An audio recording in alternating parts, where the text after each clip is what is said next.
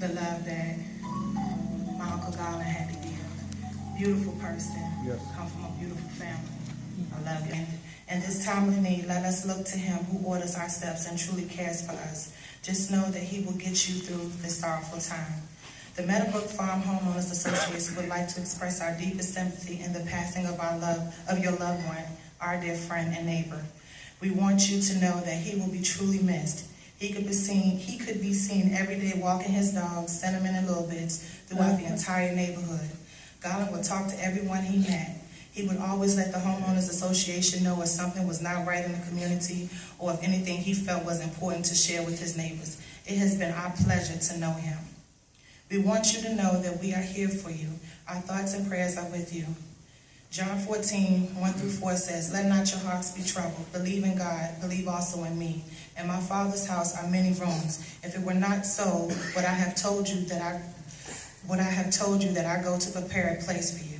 And if I go and prepare a place for you, I will come again and will take you to myself, that where I am, you may be also." Garland has gone on to a better place. His memory lives on in the neighborhood. The Meadowbrook Farm Homeowners' thoughts and prayers are with you and your family. Sincerely, Charlene Hopkins, President. And I heated it up and I went upstairs and gave it to him. I said, "It's really hot, Uncle Garland, be careful." And he said he felt it, he tasted it, he said, "This is not that hot, could you go heat it up 1 minute?" And I said, "Okay, heat it up again." And then when I went downstairs and heated it up again, and then I was like, "I hope this be hot enough for him." And then so I went back upstairs and I gave the meal to him and gave him a bottle of water. And I said, "Is this hot enough?" He said, "Did you put it on 3 minutes?" I said, "I sure did." He said, "Okay, yeah, it's hot enough." Yeah. Each other about that. And Garland was my friend from the first time that I stepped into the house next door to them. Family. It's not much I want to say. 60 years, Garland and I were friends. Times and circumstances. And I was sitting there and I said I just could not say anything about Garland because I knew Garland way back in the West End. I met him through my husband, James Boyd, and Garland has always been a true friend. I sat down last night and I didn't know if it was going to be reflections, but I said if it was, I really needed to say something about Garland. And Garland was a great neighbor and a great friend.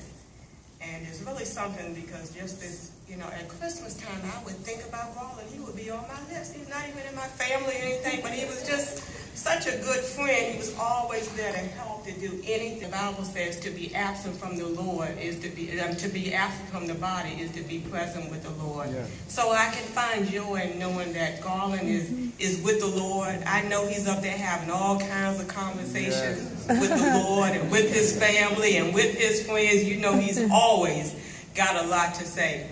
So, my condolences to you, family. I'm the next door neighbor and the mother of Mr. Fields that just spoke before me. Garland and I, and not to sound redundant because everybody knows that Garland was a walker, but I'm also a walker. And I've been walking since I was 50 years old. That was 30 years ago. Everybody in the neighborhood knows that because I tell them all the time about my 96-year-old mother. In fact, when I first got here, because during that period of time we were in Orangeburg, before they chased us out the second time, I was baptized by Reverend Milton at Bullswamp Baptist Church.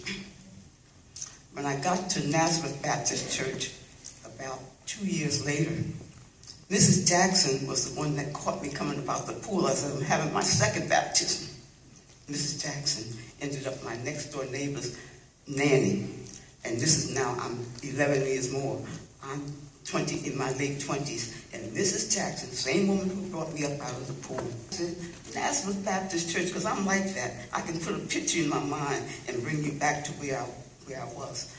She says, Nazareth? She said, yeah, baby, I'm from Nazareth. I said, well, Miss Jackson, I remember you because you were the one holding the towel when they brought me up out of the pool, and I was so scared and so cold.